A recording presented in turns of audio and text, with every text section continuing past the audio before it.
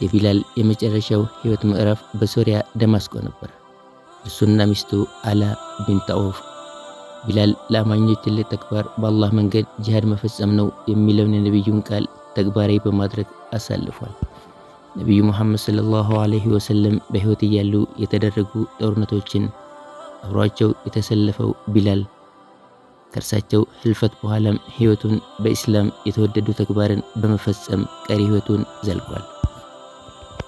ከዓመታት በኋላ በዑመር ኢብኑ ኸጣብ ረዲየላሁ ዐንሁ የኸሊፋነት ዘመን ወደ ጋዛ አልቁድስ ጉዞ ሲያደርጉ ቢላልን ከባልደረቦቻቸው ጋር አገኙት።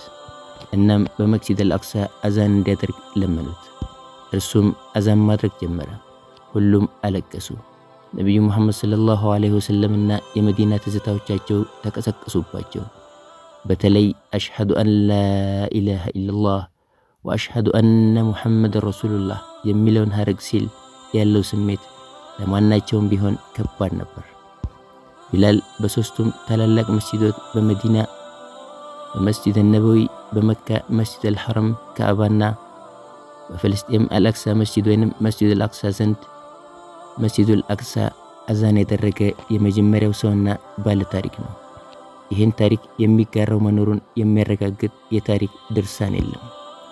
ከዚህ በኋላ ቢላል የመጨረሻውን አዛን ያደረገው ነብዩን ሰለላሁ ዐለይሂ ወሰለም በህልሙ ተመልክቶ በመዲና መቃብራቸውን ከጎበኘ በኋላ በነብዩ የልጅ ልጆች በሐሰንና በሁሴን ጉትጎታ በመዲና ከተማ ሲሆን ክስተቱ ጥልቅ ትዝታ ያበጀውና ወርቃማውን ጊዜ አስታውሶ ብዙዎችን በእንባ ያራጨ ነበር።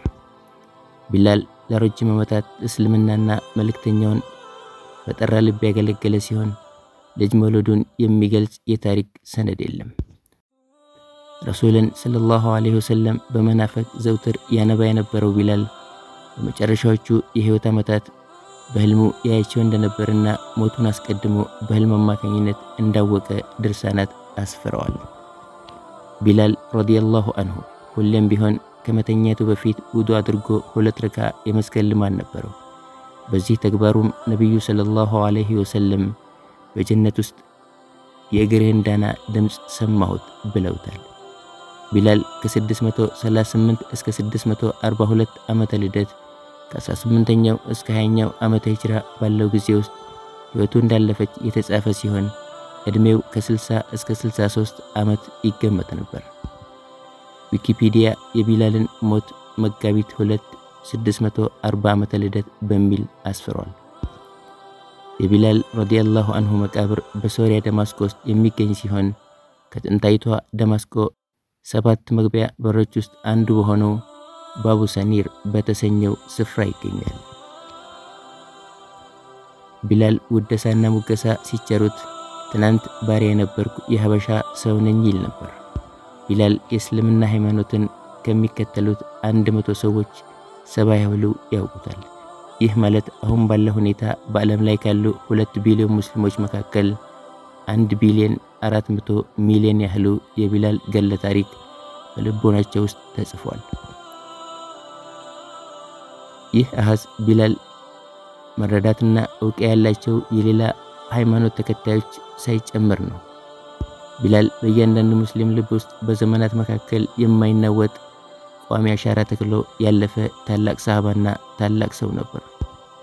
ለዲኑ ሲል ታላቅ መከራና ስቃይ የተሸከመ የጽናትና ጥንካሬ ተምሳሌት የነበረ መሆኑንና ከነብዩ መሐመድ ሰለላሁ ዐለይሂ ወሰለም ጋር ከነበረው ቀረቤታ በመነሳት ከእርሳቸው የሰማቸውን ሐዲሶች በተለያየ መንገድ እንዲተላለፍ በማድረጉ በኩል የራሱን ሚና ተወጥቷል።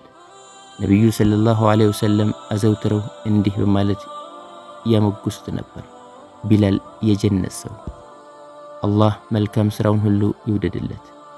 ይህን ይመስላል የነብዩ የታላቁ የመጀመሪያ አዛን አድራጊ የነብዩ ሙአዚንና የነብዩ ባልደረባ የነበረው የሀበሻው ፈርጥና የእስላም የበኩር ልጅ የቢላል የህይወቱ መጨረሻ አፈጻጸም ታሪክ። የዛሬን በዚህ አበቃን። የአላህ ፈቃድ ሆኖ በሌላ ተመሳሳይ ታሪክ እስክንገናኝ የአላህ ሰላምና እዝነት እንዳይለየን እየተመኘሁ በዚህ እሰናበታለሁ።